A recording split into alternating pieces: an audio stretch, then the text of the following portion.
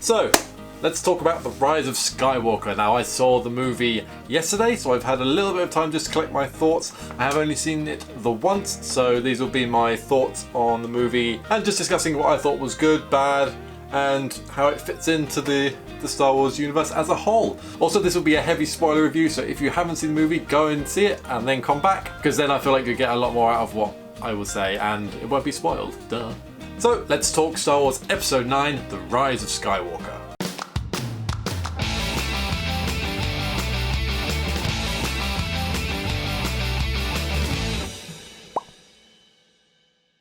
Now, I've not watched any other reviews or anything of this movie, so these are mostly just my thoughts. I do have notes here, but it would mostly be me just free-flowing about the movie and what I thought about it. Basically, what I liked, didn't like, and what I think could have been improved upon. Now, firstly, what did I think of the movie?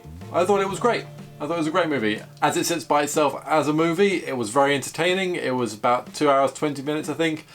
Didn't feel bored at any point whatsoever. You know, it just engaged me the whole way through. I have found myself saying, as people ask me what did I think of the movie, I say I think it was great. And then I follow it up with, it did what it needed to do. And that's what I think is my overall kind of feeling towards this movie, is it did what it had to do to end this 9-movie saga that we have going. That is to say, what do I think of it fitting into the trilogy itself? It was a good ending to the trilogy itself. But we also get into how I feel about how the trilogy performed as a whole. I thought the first one was great. Some people likened it too much to A New Hope, but the first one actually set up quite a good premise. The last one concluded this premise pretty well. My issue is that middle section, The Last Jedi. Don't get me wrong, I love Star Wars, I love the movie, I love The Last Jedi. You know, it was a good movie, but how it ties in between the other two, I do not like. I do not like at all. I felt there were scenes in The Rise of Skywalker that should have been in The Last Jedi. It should have been in there. I think my main issue with that is they went straight in from The Force Awakens. They jumped straight into The Last Jedi with no time difference in there. It was just like bump straight in. Problem is there, you don't get any character development, you don't get any character growth that we don't see. So it just kind of exacerbates this feeling we get to characters such as Rey, where they seem to have this massive power. And granted, I get you're supposed to have light and dark, darkness rises, light to meet it, all that. I get that. But if you'd have had 6 months, a year or two between Force Awakens and The Last Jedi, you could have had some growth there, which then continues with another gap into The Rise of Skywalker, where you have these heroes that are at the top of their game and where you'd expect them to be after this arc of 3 movies. The scenes like with Rey training, I feel like they should have been in the last one, along with, and I'll get on to characters, but along with Hux and all that First Order thing, I feel like there were seeds I feel like there are seeds which should have been sown in The Last Jedi, which give us a nice arc for those characters into the last movie. One of the big things in this was Palpatine coming back, and the idea that Palpatine was the overarching villain for all of the sequel trilogy. This I liked. As a concept, this I really like. He's the big bad, I was gonna say mofo, but yeah, he's the big bad guy that we all know and love. And I liked it. My problem is, again, The Last Jedi. I feel like they had to have sown the roots of that, at least in that movie, for it to be more credible and arguably up the stakes in the last movie. Just to kind of show this, I think, is the beginning of the movie. The very beginning of the movie, they have to go in with it. That's why I say this movie is what it had to be. Because at the beginning, they had to set up Palpatine as the bad guy. He had to be the main thing in the text crawl, and he had to be, the first scene had to be to do with him, and it was Kylo Ren going off to find this voice. That is my issue, is that they had to do it. They had to set up the movie that way for it to work. If they'd only planted that idea, and this is going to be a common theme for this review, they planted that idea earlier, it just would have been a better payoff in the end. And of course, for that we come on to Rey. and her being a Palpatine. I know there are a lot of fan theories about who she was, and I think people did come up with this already, that she was in fact related to Palpatine in some way. Again, I like this idea. It's great. Great. Fantastic idea. My issue? You guessed it. They didn't say anything about it beforehand. Granted, you have to have surprises, and I get that, but you're telling me in 8 previous movies, there's no mention of Palpatine having children. That's my issue. It's my issue with it. Now, I'm trying not to be so grumbly in this review, but a lot of my issues with the movie come from not proper setup in the beginning, and not mentioning in any way that Palpatine has had children. I think is a detriment to that. There's no payoff to that, because you can't pay off something you've not set up. So yeah, again, I love the idea, don't like the execution in that sense. A lot of the characters did have good arcs. I thought Kylo Ren, Ben, did have a very good arc. Him and Rey have been fighting / connecting across all 3 movies, including in The Last Jedi, sowing the seeds of being able to contact each other, especially in The Last Jedi. You get them touching, Kylo's hand gets wet from the rain. They sow the seeds of that in The Last Jedi. Therefore, when they develop it in this movie, being able to basically fight each other from different locations, I believe that, and I like that. It's a great idea. I don't know how it quite manifests itself in, could one actually pull the other one to their location through the Force? Interesting concept. There's that whole arc of them being, I don't know how they referred to it, a duality in the Force? Is that what they called it? Where 2 powerful families, I guess, is what we're getting at there. But yeah, I liked that idea, and I liked that in the end they were able to use it to do cool things, like pass the lightsaber to each other. That would have been cool if they could have gone back and forth a bit more. That would have been very cool. I liked that he turned back to the light. That was a good twist. I didn't quite enjoy how he did it. Obviously they did their best with Carrie. That's a whole other thing where they inserted Carrie into this movie with previous footage. I thought that was a bit clumsy is not the right word, but it stuck out to me that they'd done it. Granted, they didn't really have much choice, and they did the best that they could with that. Her kind of arc was difficult for them to do the way they wanted to, and of course we get the feeling she has to die in this movie. There was no other way to do it.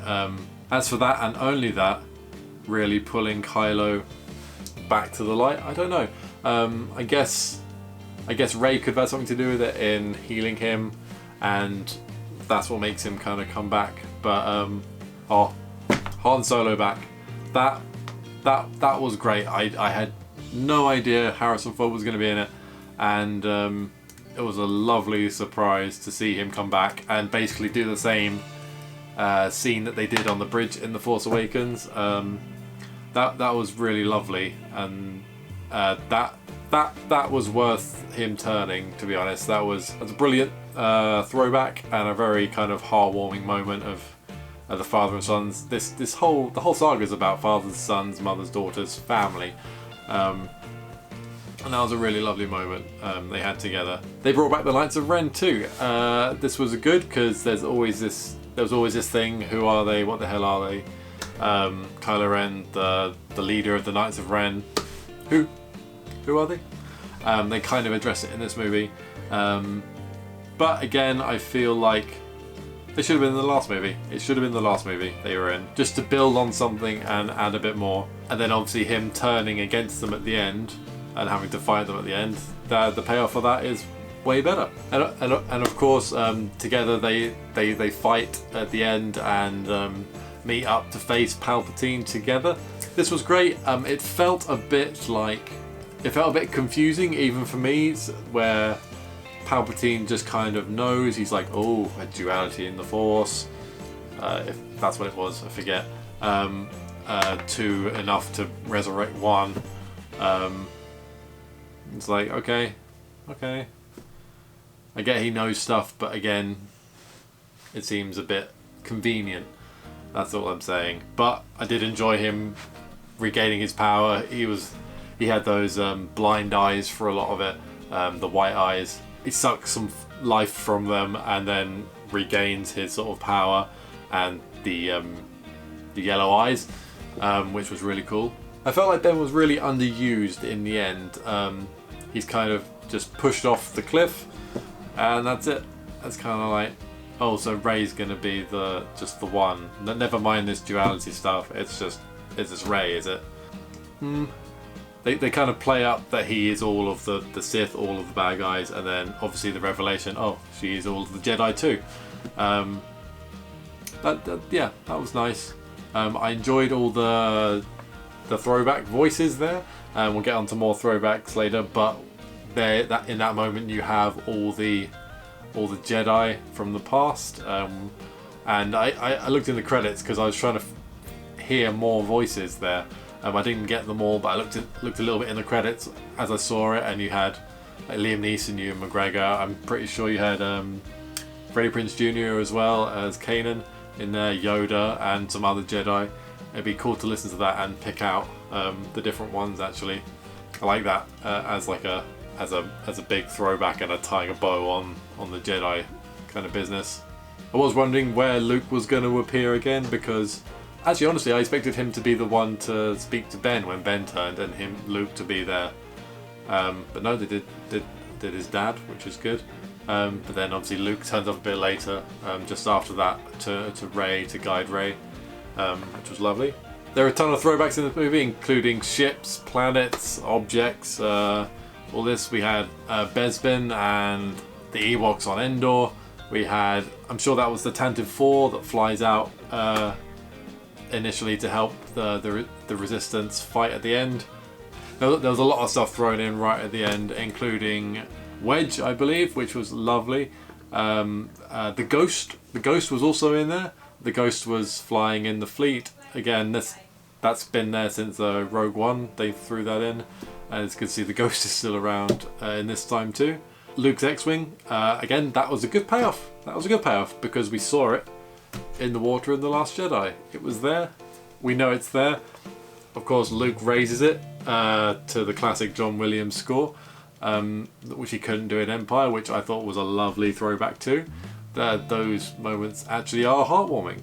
It generally makes you feel happy because there's the setup and the payoff, and I'm glad that he managed to do it. Chewie finally gets his medal. He gets his medal. That one was pure fan service. Pure fan service, because it's always been a thing. Why didn't Chewie get a medal in A New Hope? Why?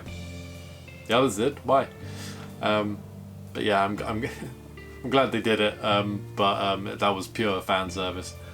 And then of course ending the Skywalker saga where it began at the Lars homestead, and with Rey burying the lightsabers in the sand, and of course finally ending with the dual sunset, binary sunset, whatever it is. I wish they had done more with calling back to Leia's training.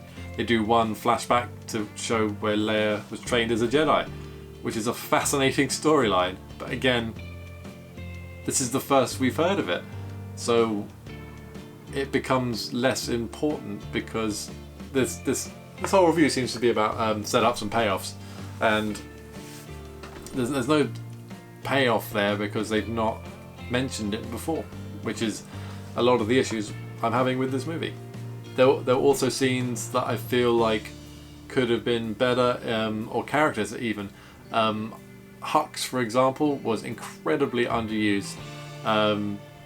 His whole arc ended up just being stupid, to be honest, because he is the traitor that leaks the Resistance information, but they give his reason is petty. He could be a very petty person, but there's no weight to his decision to go, oh, I don't like Kylo Ren, I want him to fail, therefore I'm going to undermine my whole way of life and thinking, basically to help the story. That's all it was. It's something, for those of you who've seen all of Rebels, Agent Callus's story is basically what it should have been. With Agent Callus, in that they sow the seeds that the Empire isn't what he thinks it is, and that more can be had with having friends and people who care about you in the Rebels or the Resistance. So my thoughts on that, or they should have had the scene around the table where all the generals are talking. That should have been in The Last Jedi. And then you introduce the other older general, Richard E. Grant's character. I can't remember his name. But that should have been, Hux should have been demoted in The Last Jedi for his failure at Starkiller Base. Bring in this older one, who then knows about the Emperor, because he served under the Emperor before, so have him and he knows, which also gives us a link to that in this movie. But have Hux demoted, therefore he starts getting disillusioned with it all and the whole machine, which again sows the seeds for him wanting to betray them in the next movie. That's just my thoughts on what they should have done with him. It's actually the same with Phasma. Finn and Captain Phasma should have had this rivalry that lasted 3 movies. Phasma should have been the soldier that fought him in The Force Awakens at Maz' castle, where he goes, "Traitor!" Should have been her. Should have showed her escaping. Should have fought her again. And them getting separated, and then having a final battle in this one and her being defeated, I assume, would have been the payoff. Instead you end up with a character like Phasma or Hux where you just kind of go, whatever, don't care. There's no stakes. Again, there's no stakes, there's no weight to anything that they do or any decisions. So that's just been my ramblings on Star Wars Episode 9, The Rise of Skywalker, having only seen it just the once. I'm sure there'll be more to pick up and more theories. I'm going to go and watch a load of reviews too on YouTube now that I've seen it, and see what other people think. Do let me know what you think down in the comments below. I want to hear what you like, what you didn't like, what you would improve too. Share your Star Wars love. I love to hear it. There will of course be new prop and costume builds in the new year. I look forward to seeing you there, and of course until then, may the Force be with you, and take care. Bye bye.